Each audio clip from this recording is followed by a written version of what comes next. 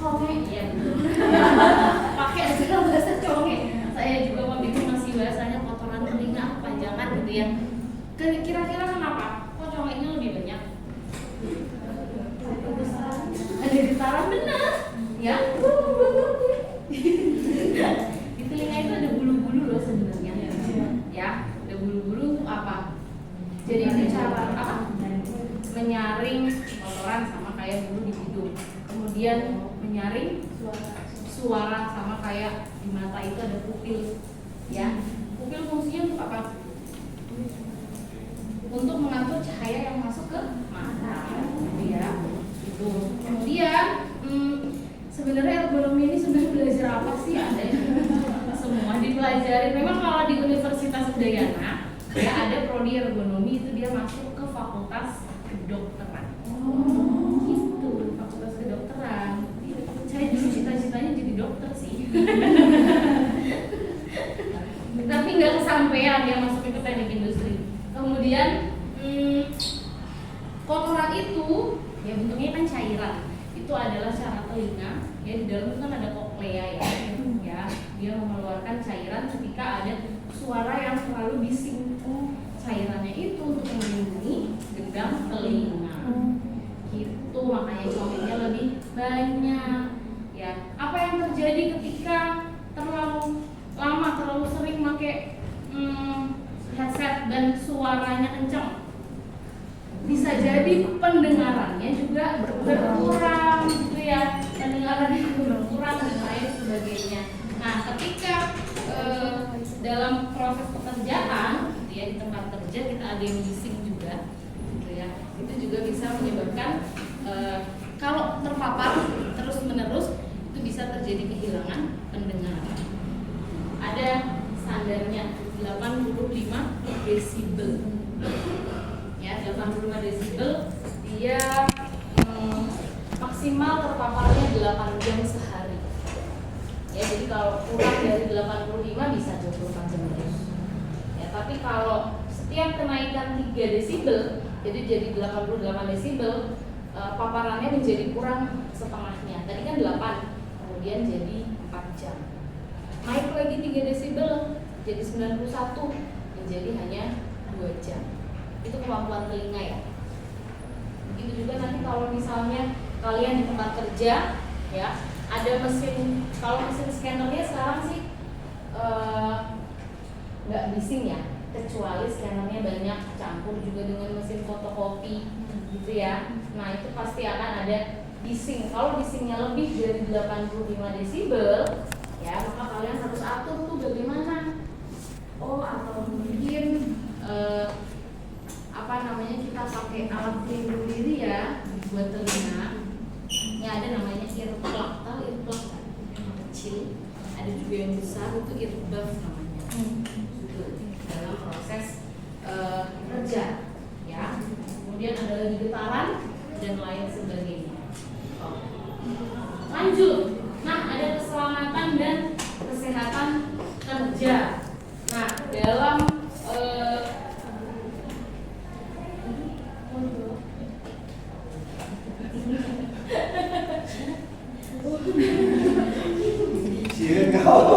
biasanya takut kayaknya.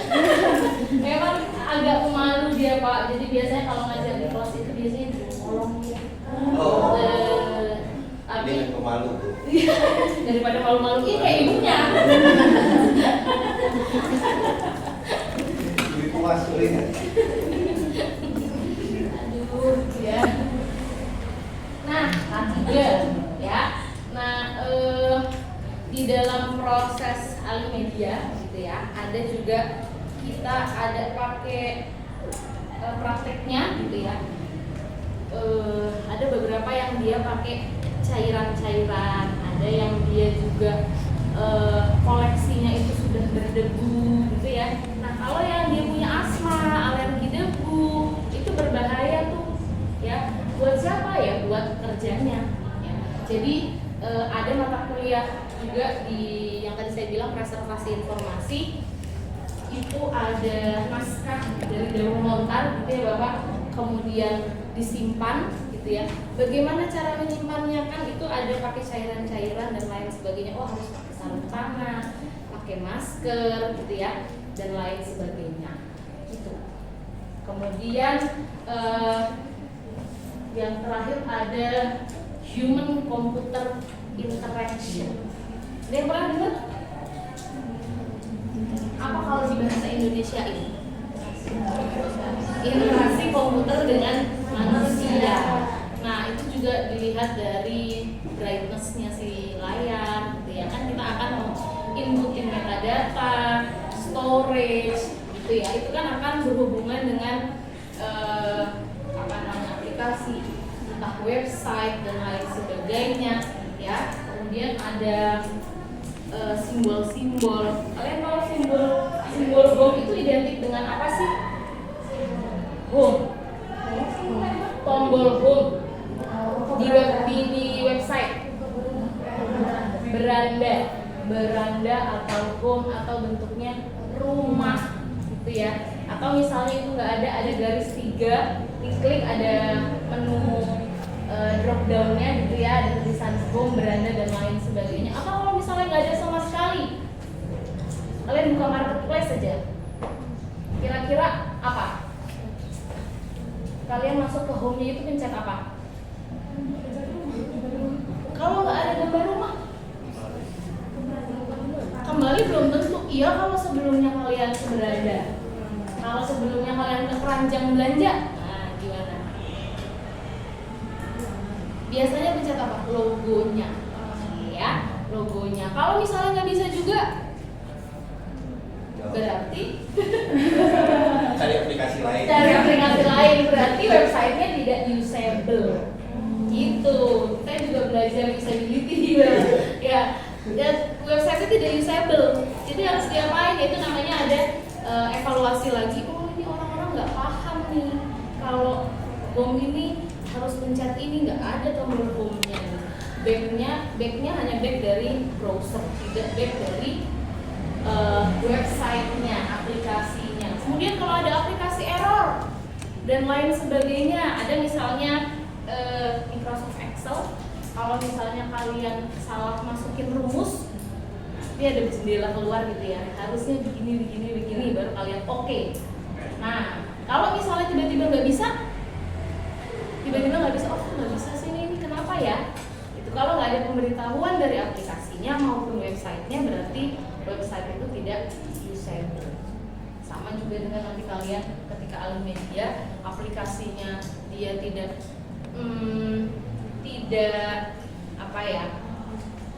tidak enak untuk dilihat gitu ya, warnanya terlalu macam-macam, itu juga dikatakan tidak usable. Atau di Google Form ya, kalian sering pakai Google Form ya, ada tanda bintang artinya apa? Wajib diisi. Ketika belum diisi, kalian kelewatan, di bawah kalian klik submit, mau nggak submit? Nggak mau. Nah itu berarti dia bagus ya, kecuali ya ada juga website ya, bukan website sih, ada aplikasi yang dia harus gitu ya, tanda bintang, tapi ketika kalian tidak mengisi bisa di submit gitu. Nah itu berarti apa? Oh berarti dia kurang usable gitu ya, pencahayaannya, permainan warna di dalam website gitu ya. Kalau terlalu macam-macam warnanya pusing nggak sih? Pusing. Kalau sekarang kalian pernah pakai Friendster nggak? Nggak tahu ya, kalian lahiran tahun berapa sih? 2005. Oke, 2005. Baiklah, saya 5, kalian 5 tahun, saya sudah kuliah ya. Saya 2010. Saya 2010 kuliah ya. Nah, dulu ada namanya Friendster, semacam Facebook. Facebook kan sekarang putih sama biru ya, dari biru putih biru. Kalau Friendster dulu bisa dimacam-macamin. Ya, ada bintang-bintangnya, ada warna-warnanya, ya alay gitu lah ya. Nah, tapi proses kayak gitu pakai coding juga. Ya, kita belajar coding juga. Jadi dulu kalau untuk mau macam-macamin laman-laman Friendster kita, ya pakai coding. Kalian belajar coding ya?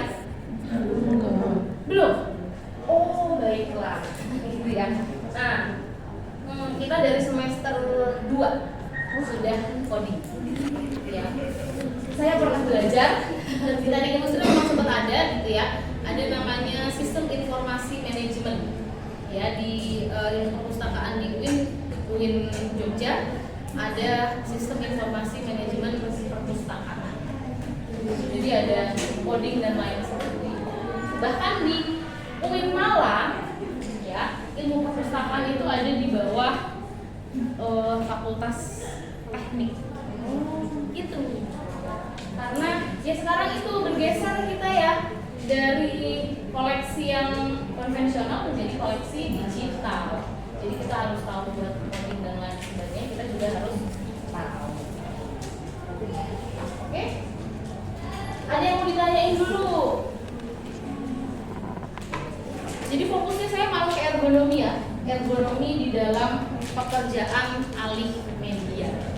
Jadi bukan prakteknya alih media bagaimana gitu ya, tapi lebih tadinya saya mau ngajar bahasa Indonesia gitu ya, cuman kalau bahasa Indonesia aduh terlalu, karena saya tadi palu gada itu daripada saya menjelaskannya tidak detail ya, mending saya masukkan aja, karena kalau bahasa Indonesia dimasukin ke ergonomi nggak nyambung ya, nggak nyambung. Kalau alih media oke, mesti masuk karena dia ada proses scanning, ada inputting metadata, storage gitu ya, itu dia masuk. Tuh ya. Bisa jadi ini insight buat teman-teman buat nanti kalian skripsi gitu ya. Di sini sidangnya namanya menapos juga. Iya. Oke. Bisa nih tentang ergonomi sama proses alih media, bisa jadi. Oke. Di sini rata-rata kalau penelitiannya kuantitatif ngapain? Hubungan, pengaruh antara apa dengan apa? Apa? Iya, pengaruh variabel X dan Y gitu ya. Apa? Misalnya pengaruh, kalau di ergonomi bisa pengaruh pencahayaan terhadap konsentrasi belajar, bisa juga. Itu ya, nanti pakai visioner ya. Oke. Nah, terakhir hierarki pencegahan risiko ergonomi. Nah, kalau tadi yang budek tadi ya. Oke, di tahap kerjaannya ceritanya di sini ya. Ada 5 tahapan, ada elimination, substitution, engineering control, administrative control, dan personal protective equipment. Ya, atau yang terakhir itu APD. Apa APD? Alat pelindung diri. Apa tadi yang apa APD? Alat pelindung diri. Oke. Saya mendengar sesuatu yang beda. Oke. Nah, misalnya di sini ya, biasanya tahapan yang pertama sama yang kedua itu biasanya dilewatin. Ya karena apa? Karena tidak mungkin. Contohnya, misalnya tadi mesin printer ataupun scannernya ya di tempat kerja untuk proses alih media itu dia leasing, dia mengeluarkan leasing. Gitu ya. Kemudian langkah eliminasi itu apa sih? Menghilangkan sumber bahaya, sumber bising. Mungkin nggak kalau scannernya dihilangkan, printernya dihilangin? Ya nggak mungkin, orang itu workspace kita gitu ya. Ya terus nanti kita ngapain nggak jadi alih media? Oke, pakai handphone bisa, kayak scanner bu, gitu ya. Yang pro, tapi kan pegel juga lama-lama ya. Kemudian elimination, kalau nggak bisa ya baru di substitution. Namanya hierarki, jadi harus dari awal dicobain dulu satu-satu. Nggak bisa langsung pakai APD aja lah, nggak bisa. Kayak tadi saya langsung bilang pakai earplug aja, nggak bisa sebenarnya langsung gitu. Kita cek dulu yang mana ya, gitu ya. Dari elimination, nggak bisa, alatnya nggak mungkin kita hilangkan. Kemudian substitution, diganti. Ya kita ganti alatnya, mesin scanner, mesin fotokopi gitu ya. Cari yang nggak bising, bisa jadi sih gitu ya, bisa aja kita ganti, tapi ada biaya nggak untuk menggantinya? Kalau ada oke, substitution lah ya. Yang engineering control, administratif, dan personal protective equipment nggak usah, nggak apa-apa gitu. Tapi kalau nggak ada duitnya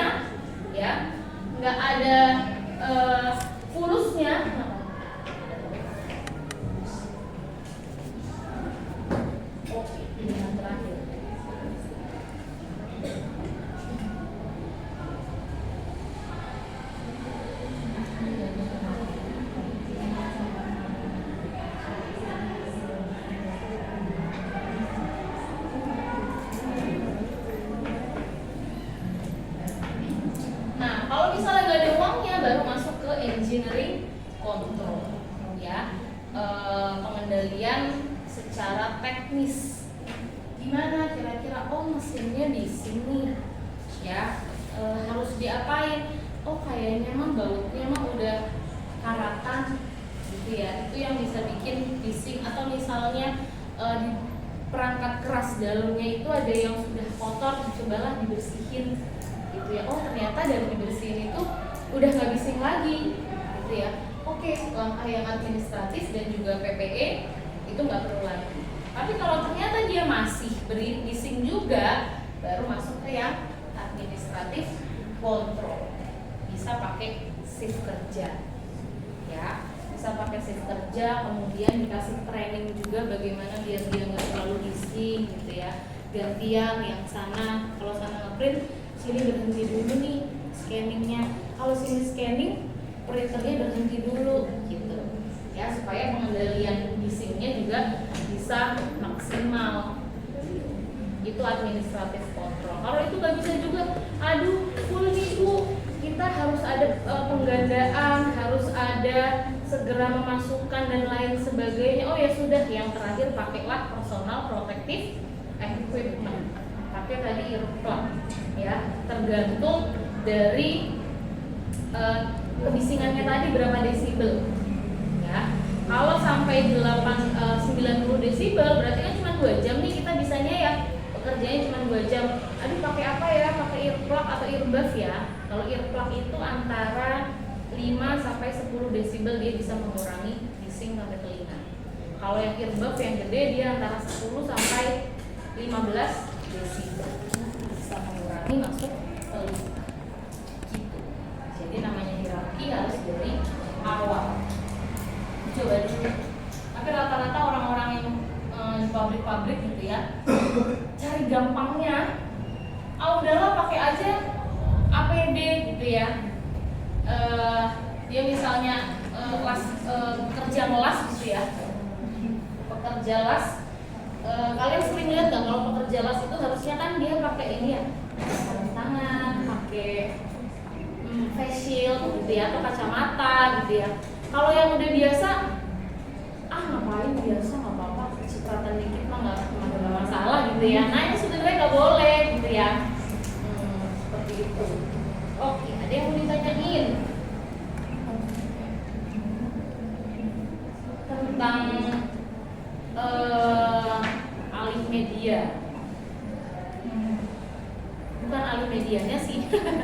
Proses alih media ya dilihat dari sisi ergonominya.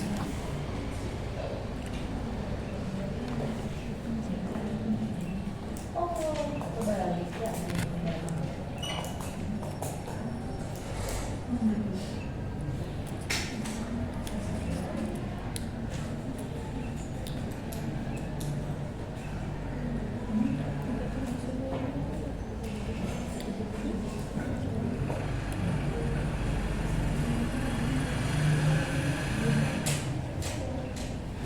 PowerPoint-nya nggak banyak sih, cuma 10 halaman, satu pembuka, yang di akhir terima kasih. Cuma 8 totalnya, 6 deh, sorry, 6. Ada yang mau ditanyain? Boleh. Kenapa harus administratif kontrol dulu sebelum personal kan? Kenapa di sini? Nggak apa-apa. Kayak lebih simpulan dulu ke personalnya gitu, baru ke administratif. Kan kata ibu tadi administratif itu kan sampai ngebasin ya biar ada gitu. Nah, kenapa nggak personal dulu? Kenapa nggak personal dulu? Karena kalau personal itu sifatnya sementara. Ya, sifatnya sementara. Dia hanya melindungi, tidak mengurangi isinya, tidak mengurangi sumber bahaya. Ya, jadi hierarki ini adalah tadi sudah diatur sesuai dengan tingkat efektivitas pengendalian bahaya. Ya, itu makanya eliminasi dulu, dihilangin semua sumber bunyinya yang membuat bahaya. Dia nggak bisa disubstitusi, diganti, nggak bisa lagi engineering kontrolnya, nggak bisa lagi administratif kan tadi kan samping mubasif, karena karena dia maksimal hanya 2 jam, 2 jam, orangnya 2 jam gitu ya. Kemudian atau gantian gitu ya. Itu kan efeknya berkelanjutan. Ya, bisingnya pun juga akan berkurang. Tapi kalau yang personal protective equipment, bisingnya nggak berkurang. Gitu. Bahayanya ya, risikonya nggak berkurang. Tapi dia hanya menjaga si manusianya. Ya. Lagian kalau kita pakai earplug ya, kalau kerja, kalau komunikasi kan susah tuh gitu ya, sampai hak gitu ya, sampai mangap-mangap doang gitu ya. Tapi nggak paham temen-temennya atau yang lainnya dan lain sebagainya gitu. Makanya kenapa personal protective equipment atau APD ditaruh di paling akhir. Tapi rata-rata di industri yang paling mudah diambil yaitu yang APD ya. Ada mesin yang membahayakan, udahlah, nanti ada juga sampai kecelakaan yang dia sampai tangannya tergiling, sampai badannya ikut masuk, tergilus dan lain sebagainya gitu ya. Yang dilakukan apa? Udah pakein aja sarung tangan gitu ya. Kemudian ada sepatu safety namanya ya. Sepatu safety itu masuk juga ke APD. Sepatu safety itu biasanya besar, berat, ujungnya itu ada bajanya. Jadi kalau di sini keras nih, di sini keras. Jadi kalau misalnya ketindihan apa, kemudian ketumpahan apa gitu ya, bahan yang berbahaya, nggak langsung masuk ke kulit gitu. Jadi biasanya yang dicari sama perusahaan-perusahaan yang terakhir yaitu udah paling gampang nyediain APD ya, dia tidak mengendalikan bahayanya ya, dia hanya menjaga si manusianya supaya bahayanya nggak sampai gitu. Tapi kalau manusianya nggak pakai APD sama aja risikonya masih ada ya. Apa kira-kira yang mau ditanyain lagi? Banyak ergonomi sebenarnya itu. Apa boleh? Jika upaya terapis pencegahan yang 5 itu nggak bisa Dilaksanakan. ya dilaksanakan, apakah ada upaya lain selain yang upaya lagi pencegahan? Oke. Nah, hierarki ini ada juga modifikasinya di tiap tahapan, gitu ya. Di tiap tahapan. Kalau eliminasi jelas hanya dihilangkan gitu ya. Kalau yang substitusi tadi diganti ya, jadi mulai engineering control, administratif sampai personal protective equipment itu ada tahapan-tahapan lainnya juga di dalamnya sebenarnya. Ada pilihan-pilihan. Kalau misalnya terpaksanya tidak ada, ya langkah terakhir hanya yaitu personal protective equipment. Ya, jadi kalau tadi yang dibilang masnya, misalnya nggak bisa semuanya, ya nggak bisa semuanya, yang paling terakhir tetap yang APD. Gitu. Jadi yang paling terakhir itu adalah APD. Semuanya terpaksanya bahayanya nggak bisa dikendalikan, berarti kita mengendalikan manusianya supaya dia tidak mendekati bahaya tersebut dengan APD. Gitu. Jadi nggak ada cara lain. Cara lain yang terakhir adalah APD. Kayak apa contohnya? Pekerjaan apa yang paling bahaya? Pertambangan. Nah, ini kita masuk ke K3 ya. Pertambangan itu kan ada juga yang bagian penggalian digging gitu ya, di bawah. Nah, di bawah itu ada orang-orang yang sudah berlicense yang masuk, yang boleh masuk. Yang tidak punya kepentingan nggak boleh, ya. Kemudian ya di dalam itu kan juga ada pengukuran, ada suhunya, kemudian dihitung kadar oksigennya, CO2-nya dan lain sebagainya. Itu ada alat-alatnya ya. Kalau misalnya kadar oksigennya tidak memenuhi standar, maka si manusia nggak boleh masuk. Gitu. Kalau misalnya terpaksanya harus masuk, gitu ya, terpaksanya harus masuk, berarti si manusianya yang paling terakhir dikasih alat bantu untuk oksigen. Nah, oksigen itu masuknya ke dalam personal protective equipment. Itu ya. Ada juga kalau kalian tahu forklift nggak? forklift. Ya industri banget sih. Jadi kayak garpu gitu yang bisa buat ngangkut gitu ya. Nah, itu forklift. Yang mengendarai forklift itu juga harus punya license kayak SIM gitu ya. Kalau nggak punya nggak boleh. Ekskavator, ya itu juga. Kemudian apalagi yang di atas itu saya lupa. Yang biasanya dikonstruksi, ya itulah itu crane, ya crane tinggi terus bentuknya gini dia ngangkat, muter gitu ya. Itu juga harus punya license. Kalau enggak, ya nggak boleh. Itu ya karena apa? Dia nggak capable. Tadi antara work capacity dengan fast demand-nya nggak seimbang, dia nggak bisa nanti. Nggak jadi proses keseimbangan. Sama juga dengan ahli media tadi, postur kerja yang tidak sesuai nanti akan bikin pegel, capek dan lain sebagainya. Kalian pernah nggak mengalami semutan gitu, kesemutan? Ya. Udah saya disebut semutan ya. Di sana beda lagi, mau tahu? Keringgingan. Bukan keringgingan sih, keringgingan. Ya. Kesemutan ya, kesemutan. Apa? Cinciremeng apa? Oh, cinciremeng. Cinciremeng gitu ya. Aduh, ya itulah.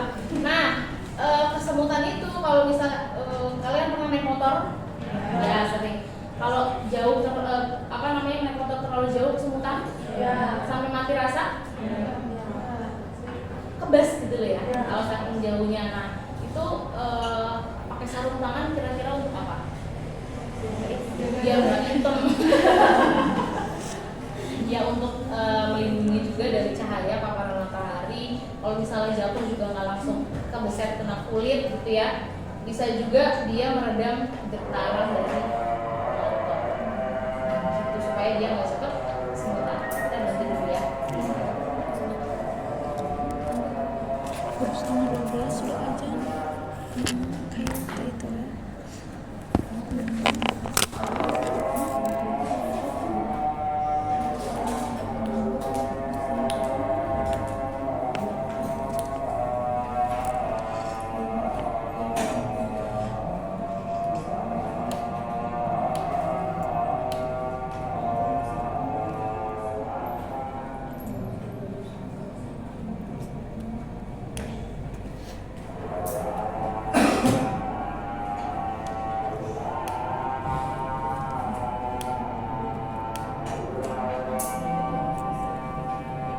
Kita bukan di Masjid UIN.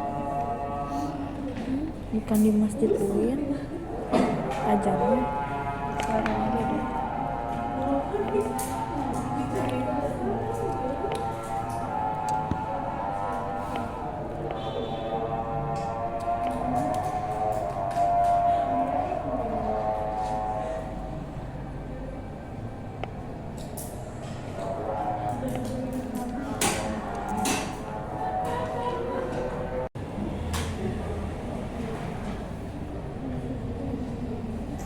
Gitu. Ada yang mau tanya lagi? Habis ini ada kuliah lagi nggak? Ada. 1:30? Iya. Nanti kita foto dulu di akhir ya. Ada yang mau ditanyain lagi?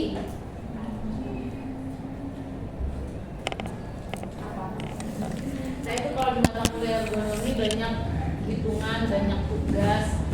Saya kerjain mahasiswanya, ya karena ada perhitungan beban kerja fisik. Beban kerja fisik dilihat dari denyut nadi. Kemudian saya suruh naik turun tangga. Kebetulan di gedung sana ya ada 2 tangga, 2 macam tangga ya. Ada yang barat sama tangga timur, ada bedanya tuh. Nah, saya suruh naik turun tangga, saya kerjain. Saya hitung mereka hitung denyut nadinya, kemudian dilihat penggunaan beban kerja jantungnya itu antara tangga barat dengan tangga timur ada perbedaan atau enggak? Gitu. Ada yang lebih landai, ada yang enggak. Enggak, mau tanya. Ya. Mengenai ini yang soal Berkaitan dengan ruang lingkup komputer.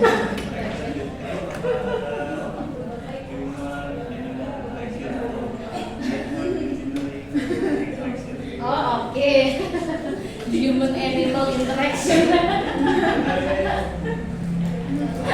itu cuma spesifik cuma ada komputer doang. Oh iya. Nah, kalau human ya spesifik di human computer interaction memang selama ini ya yang sering ilmunya yang sering ada memang human computer interaction. Kalau human apalagi misalnya environment gitu ya. Kalau engineering itu kan lebih spesifik lagi tuh ya. Nah itu masuknya ke ergonomi karena interaksi antara manusia dengan lingkungan kerjanya gitu. Nah spesifiknya lagi ya tadi human computer interaction. Kenapa sih hanya ada itu gitu ya? Karena sekali lagi kita masuk ke dunia digital ya. Sekarang kita sudah masuk ke dunia digital, apa-apa kita berhubungan dengan komputer ya. Sebenarnya kita tuh ada di dunianya Doraemon loh gitu. Tahu gak sih kalian Doraemon? Ya Doraemon itu kan di abad keberapa sih dia itu? 21 ya. Berarti 2100. Ya 2100 bisa terbang lah, nanti ada baling-baling bambu lah gitu ya. Nah AI ini juga sebenarnya prediksi juga dari si Doraemon loh sebenarnya. Dia udah pinter kan si AI ini. Tapi jangan gunakan si AI ini untuk mengganti otak kita ya. Ya jadikan mereka itu sebagai pendamping ya, assistant. Kalau kalian buat sesuatu bolehlah kerangkanya atau artikel kerangkanya dari AI, tapi dalamnya ya dari kalian gitu ya. Kenapa tadi ada nggak sih human animal interaction? Ya mungkin kalau di kedokteran gitu ya, kedokteran hewan mungkin ada, tapi namanya bukan human animal interaction. Gitu ya, karena itu nanti jatuhnya ke pawang-pawang gitu ya. Pawang ular kobra, pawang apa kalau di Jogja itu pawang Merapi, Bang Marijan itu udah meninggal kan. Udah dia juru kunci. Nah, juru kunci makanya dulu pas Merapi meletus, gunung Merapi meletus dia nggak mau turun. Oh ya, karena dia juru kunci. Jadi dia terbakar hangus-hangus gitu Pak di apa? Di rumahnya. Kenapa nggak turun ya? Ya karena dia juru kuncinya Oh, Pak. kuncinya ketinggalan. Kuncinya harus dikunci dulu gitu. Saya nggak kemana-mana ya. Iya gitu. Jadi dia tersembur awan panas. Ya. Jadi ini saya fokusnya sebenarnya ke ergonomi Bapak. Tapi dalam proses alih media kegiatan alih media. Apa lagi? Sudah. Yang lain anteng-anteng baik. Aman? Masih aman ya. Jadi materi ini nanti bisa kalian gabungkan ya, karena ergonomi ini masuk ke dalam ke semua lini ya. Jadi kalian bisa, oh ini bisa ya kayaknya, ini bisa ya. Kalian bisa pelajari lebih besok, tanya-tanya lagi sama dosen kalian yang ergonomi gitu ya. Jadi bisa lebih detail lagi. Saya kembalikan ke Bapak Heri sebagai pengampu mata kuliah. Oke, terima kasih Bu Aska telah memberikan pengetahuan yang baru ya bagi kita ya. Mudah-mudahan pengetahuannya bermanfaat bagi kita, menjadi barokah bagi kita untuk menjalankan bekal nanti setelah Anda menjadi seorang sarjana. Mungkin itu saja yang bisa kami sampaikan. Di sini tim Cicing ya. Bapak Cicing yang mengajarkan. Aduh, roaming ini Bapak. Cicing itu sundanya diam Bu. Oh diam. Saya yang diam, Ibu yang ngajar. Cing. Bukan tim teaching ya. Oh bukan. Nah, Terima kasih sharing atau donasi informasinya tentang pengetahuan yang Ibu ajarkan kepada kami, kepada mahasiswa kami. Mudah-mudahan bermanfaat. Mudah-mudahan bahagia di Bandung, gitu ya. Yuk, berapa hari Bu di sini Bu? Besok sudah kembali lagi. Besok sudah Ya. kembali lagi. Hari ini jalan-jalannya ya, jangan terlalu lama lah ngajarnya kan. Jalan-jalannya dulu deh ke Bandung ya.